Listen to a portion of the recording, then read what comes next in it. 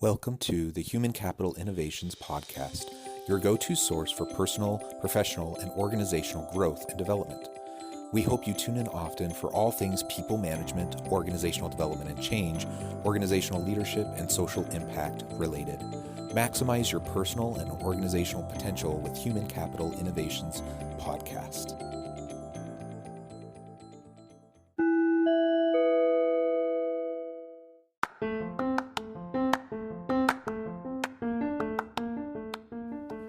Welcome to the Human Capital Innovations Podcast. In this HCI podcast episode, I talk with Dr. Jeff Williamson about managing time, values, and priorities.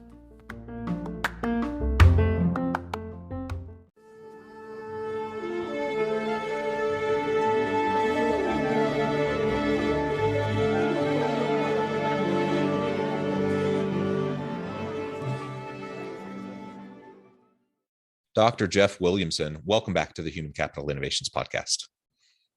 Thank you so much. It's always a joy to be involved in a great conversation. And with us having done this a previous time, I'm always grateful when someone is kind enough to have me back. Yeah, it's a pleasure to have you back. We had a great conversation last time. I'd encourage listeners to go back and check out that in the back catalog. And today we're going to be continuing that conversation. We're going to be talking about managing time, values, and priorities, both individually and as a leader for our teams as we lead organizations. And we're also going to talk about that, more broadly in terms of how it plays out in the shifting nature of work and changing kind of trends that we see in the workforce with our human capital. As we get started, I wanted to share Dr. Williamson's bio with everybody. Dr. Jeff Williamson is the founder of CMG Group, an executive coaching and people development practice. Prior to launching CMG in 2017, he was a dean, executive director, and professor of organizational leadership, serving in higher education for over 30 years. He is the author of Power of 168 Shaping Moments, and regularly teaches and speaks on topics such as discovering your strengths, building a strengths-based organization, personal leadership paradigms, leading change, coaching, mentoring, and conflict resolution. He's a Gallup certified strengths coach who holds a master's degree in speech communication and a doctorate of education in leadership. He is certified in fundraising management by Indiana University, and many, many other accomplishments and great things that you've done in your career. Anything you would like to add by way of your background or personal context before we dive on in further? Thank you. I think that's quite enough, probably. No, I appreciate that. Okay, so as we get started, let's talk a little bit broadly, zoom out, and Okay. Really, you've been in the space for a really long time, both as a scholar and a professor and as a practitioner. What are some of the overarching big shifts and changes that you've seen over the last several decades in terms of the shifting nature of the workplace and how human capital is utilized? And then we'll zoom in and talk about how, really what that means in terms of time, value, and priority for the modern workforce. Sure. Well, there's plenty there. To say the least. I think one of the things that came to my mind when you were thinking about how the workplace has kind of shifted even over the last couple of 3 decades is, I think, if I go back earlier in my early career years, I think organizations, even back in the 90s, early 2000s, were quite a bit quicker to view people as being pretty expendable. And I don't like that at all, as you could guess. I think there was a time there where it was so, and I love process, I love systems, I love efficiency and all those kinds of things, and I still talk a lot about those to people. But I think at that point, we were so wrapped up in the systems, the efficiencies, and everything that we were sometimes just grinding out good people and really not growing them and investing in them in ways that we would if we didn't feel like they were expendable. And so, that is something that I think has really been there for quite a long time.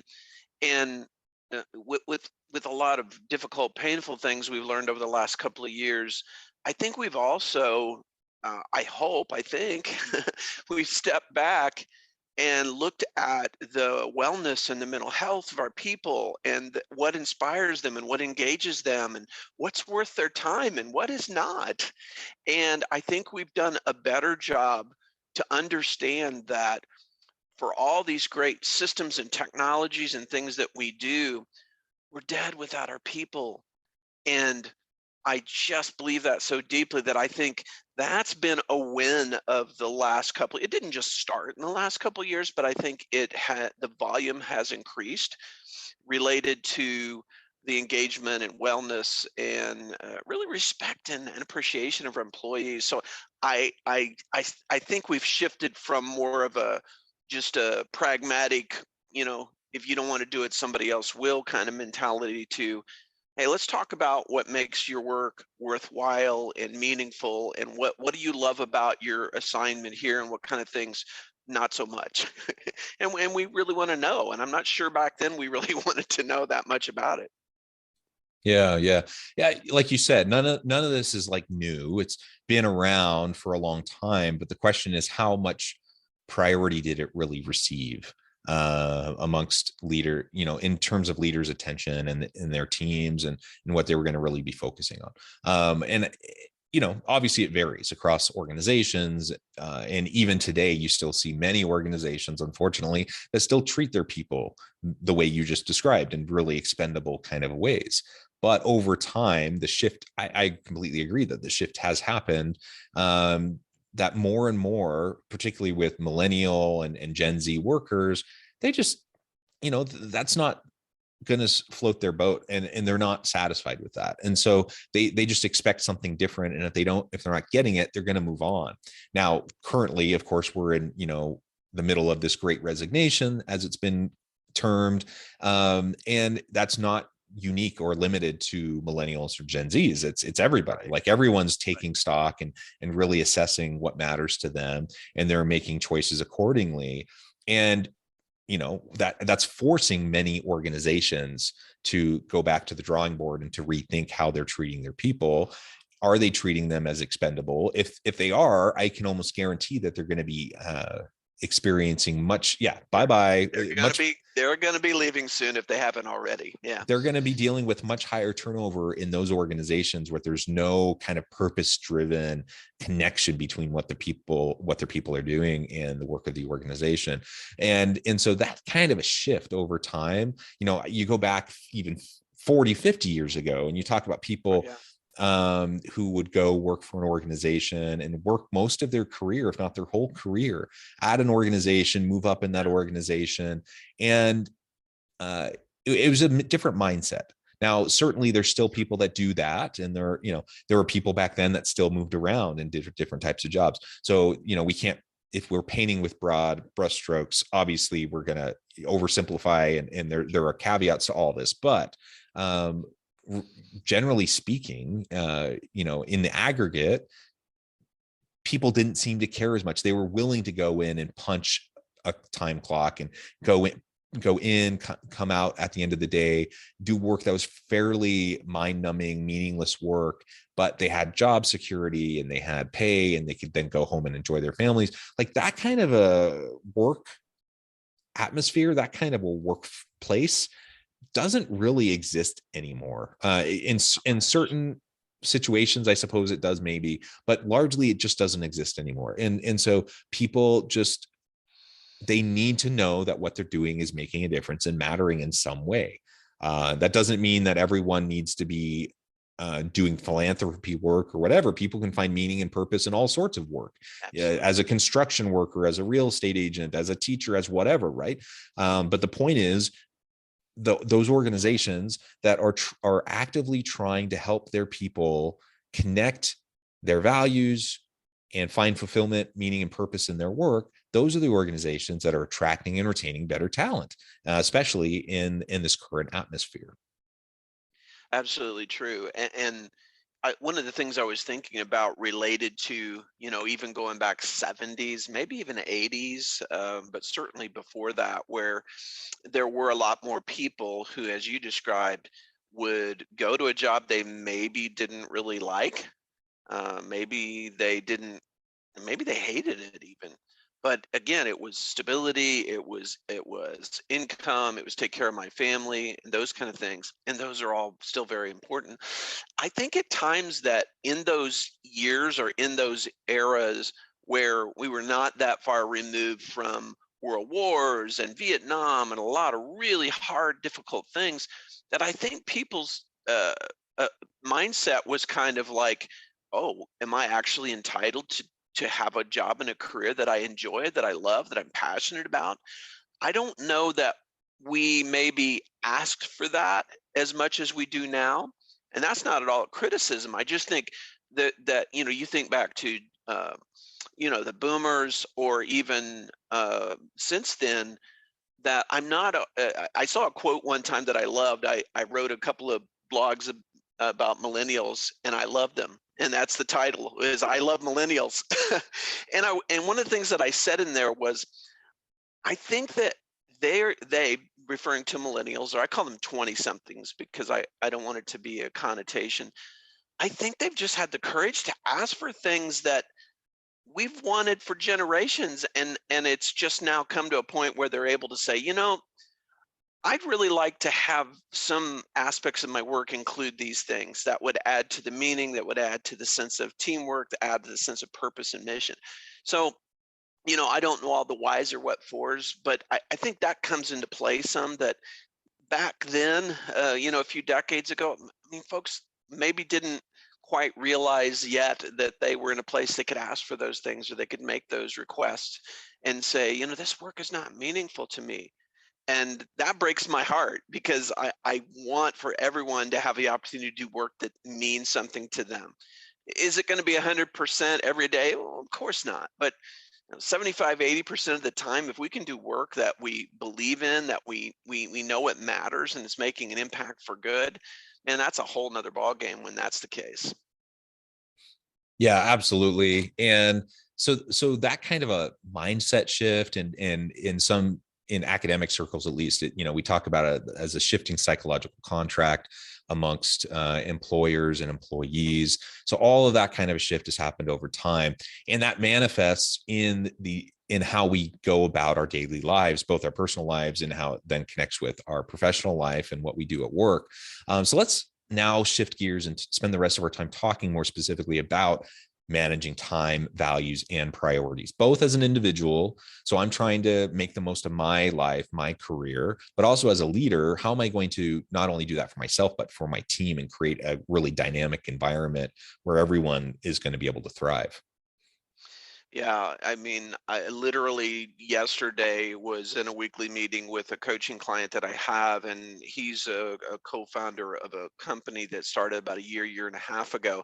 And they're in that fun mode where it's like they're growing quickly, they have a lot of work, and they're trying to figure out how they scale, how they keep up with the demand and not overhire and cut into the revenues and all those kind of things. And so we were talking about that very thing, is managing time. How do we prioritize projects? Which things can go from a lead person in a company to a staff member, and getting them ramped up and onboarded to the point where those things can be handed off. And I think especially for newer companies that are scaling and growing, which is great, there can still be those challenges, like what do I spend my time on as a principal in this firm, as opposed to what things could an intern help me with, what things could a part-time contract staff member help me with. And so as we grow and have success, that's kind of the other side of the blade, as I refer to sometimes, is we have to figure out those ways of,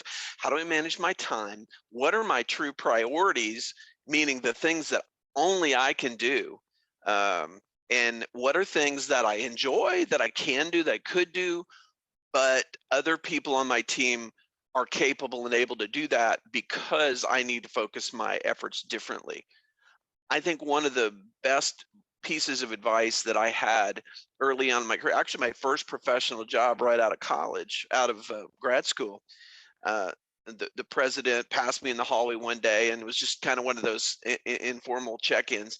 Hey, how's it going? How you feeling? How you feel? You settling in? Those kind of things. And he paused and he said something that I quoted countless times. And he said, "Remember, Do first the things that only you can do, and then go from there in terms of prioritizing your day and your time and your schedules. And I was like, man, I think that was the first time I'd ever heard that. And I thought, genius.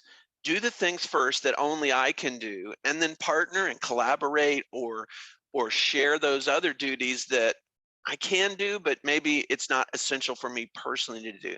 So that was a good piece of advice I passed out many, many times, but it didn't originate with me.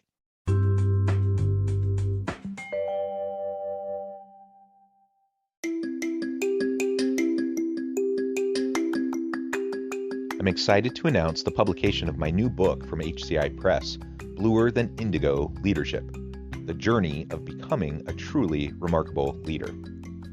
Early in my adult life, I learned about an Asian proverb that translates as bluer than indigo.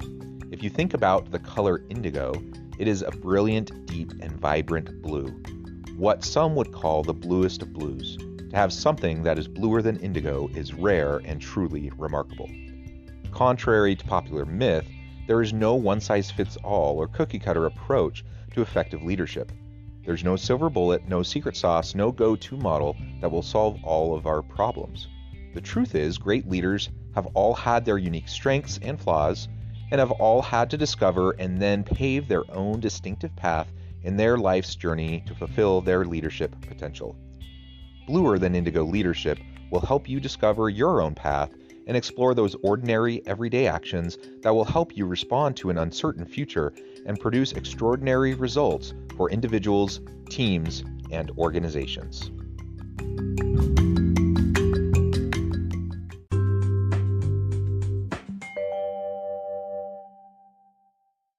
Yeah, I like that. And I think about that kind of piece of advice. I think about some of the stuff we read in some of Covey's early works, Right. in terms of those priorities. Mhm. I think all of that speaks to the need, the necessity of us really recognizing and understanding what matters most to us, what's our individual value proposition, in the workplace, Yeah. and then really capitalizing on that. Like you said, we all do things that we don't like to do.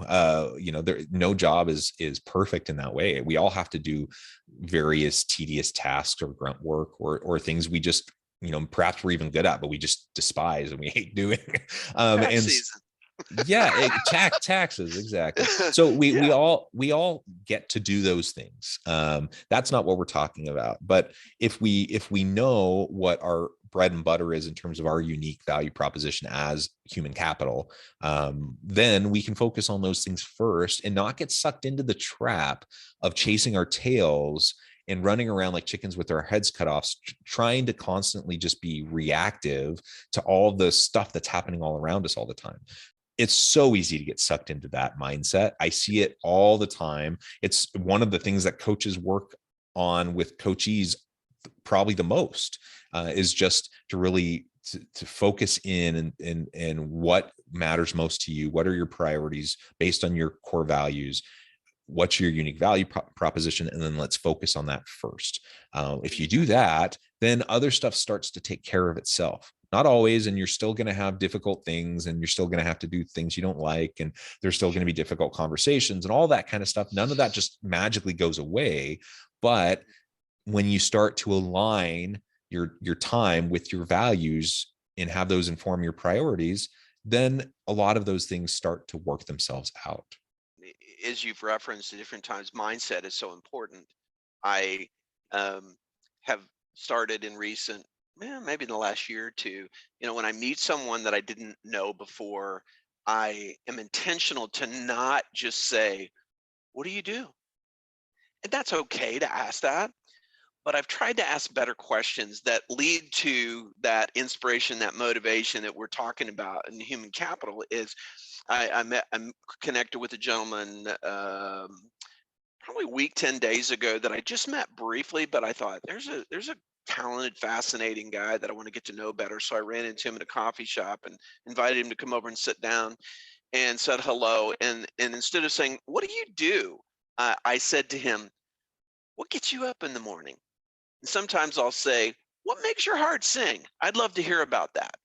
Because people don't usually expect you to lead with, "Hey, what are you passionate about? What really inspires you?" And when they get that question, most of the time people have plenty to say. And that was how that one played out when I said, "What gets you up in the morning?" He's like, "Well," and we had this wonderful conversation, hour and a half, 2 hours, that was rich and deep and meaningful. And at least in part, it was because I didn't just say, "What do you do?" "Oh, okay, cool. I do this. What's next?" Right? We tap into those things that are more the why, that are the motivations and the inspiration of that. And that's such a difference maker for me personally. Yeah. Yeah. How do you help people really recognize and uncover their core values to drive their priorities? Because I mean, maybe that sounds obvious, and people are sitting there thinking, of course I know what matters most to me. In my experience, though, people don't always know what matters most to them. um, Right, or right. or they kind of think they do, but they do, they've always just done it that way, or Mm, society's told them that that's what's supposed to matter to them, or there's a thousand different influences on why people do what they do.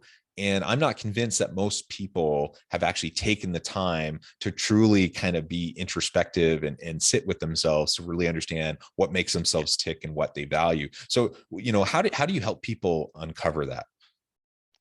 Well, I've often jokingly but seriously call myself a curious George. So I try to graciously just ask people a lot of questions. So if I lead with what makes your heart sing, and they say, "Oh man, I I love the arts, or I love music, or I love history, or I love, whatever that thing is."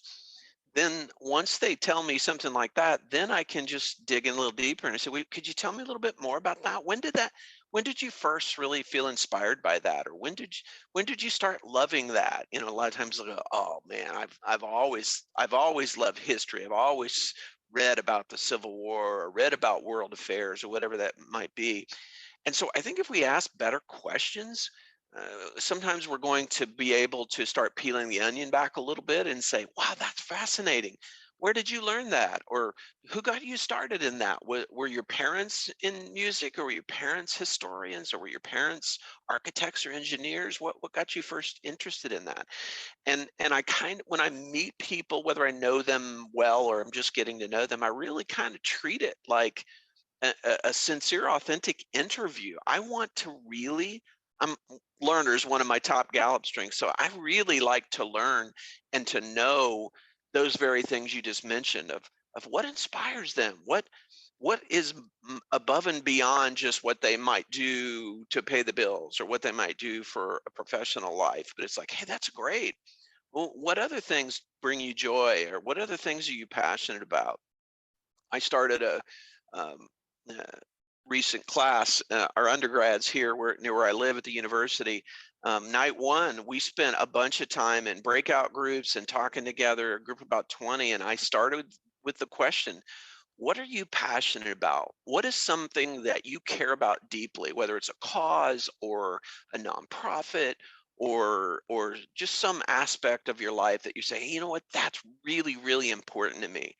And man, when you cut loose 20 plus people who are 20 somethings, and they start listing out on flip charts on the wall the things that they're passionate about, that are important to them, that they care about, man, it was fantastic. And it's just to give people that opportunity to say, what's really, really important to you? What really gets you up in the morning? What really inspires you? Or what are some people that inspire you? Obviously, we have a great opportunity this month to honor Dr. King, and to recognize the things, and the model, and how we were inspired. And I just think it when we ask that and give people space and time to really fully answer, it's amazing what we'll get when we really have those conversations. Or at least that's been how it's played out for me.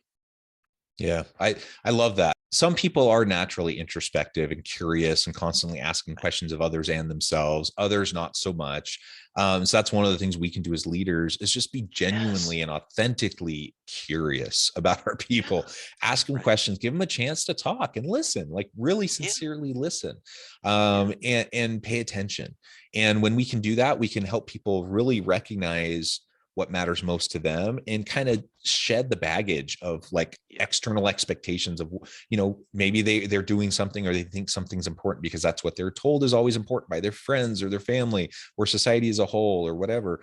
And sometimes those things matter and are important. Other times they just don't. And we can let go of them and then move on in a healthy way. And so I think all of that, as we connect with our values, those inform our priorities. That's going to allow us to be much better time managers and be able to make the most of our limited time, because it is a scarce resource. We only have so much to go around, and we'll burn out if we're constantly trying to do more and more with less and less. And so we have to be mindful of that for ourselves and for those around us. Well, Jeff, it has been a pleasure again talking with you. We could continue on and on, but I need to let you go here in just a minute. So before we close for today, anything else you would like to share with listeners by way of your work and how they can get connected with you, and give us the final word on the topic for today? Well, thanks again for having me. It's joy each time we've had conversation. And the thing for me, which is really at the heart of our conversation today, is these different ways that we're able to have authentic, meaningful connection with people in our workplace and our relationships. And for me, that has been to ask those deeper questions, to give space for listening, to really let people know that what they do or provide to our organization, it matters, but that's not all they are or who they are. And so we ask those questions of them and sincerely listen. It's amazing how we can connect and really, grow together as colleagues and coworkers and those kinds of things. Yeah, well said. Thank you, Jeff. It's been a pleasure. I encourage listeners to reach out, get connected, find out more about what Jeff can do for you. And as always, I hope everyone can stay healthy and safe, that you can find meaning and purpose at work each and every day. And I hope you all have a great week.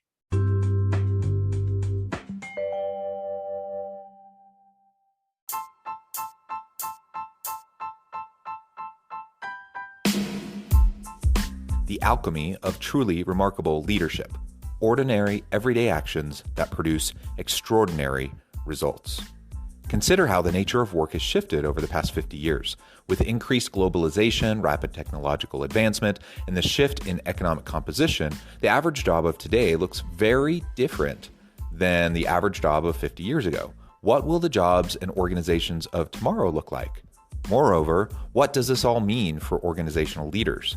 What are the core competencies and capabilities of organizations and their leadership that are prepared for continued disruption and geopolitical and socioeconomic shifts? Regardless of what the future holds, increasingly, leaders need to be socially minded, data-driven, decisive, champions of talent, and disruptors of the traditional notions of leadership, teams, organizations, and work. The alchemy of truly remarkable leadership will help you to explore your own leadership competencies and capabilities and consider ways to apply and implement them into your workplace and personal life.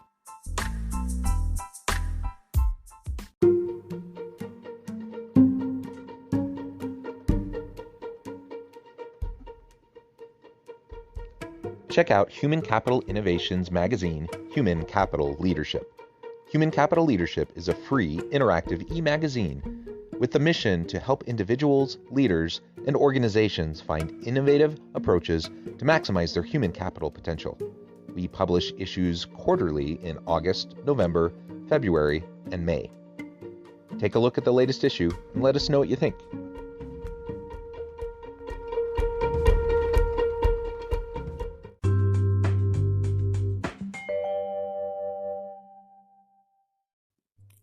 Thanks again for joining us for this episode of the Human Capital Innovations Podcast. I hope you stay healthy and safe and that you have a great week.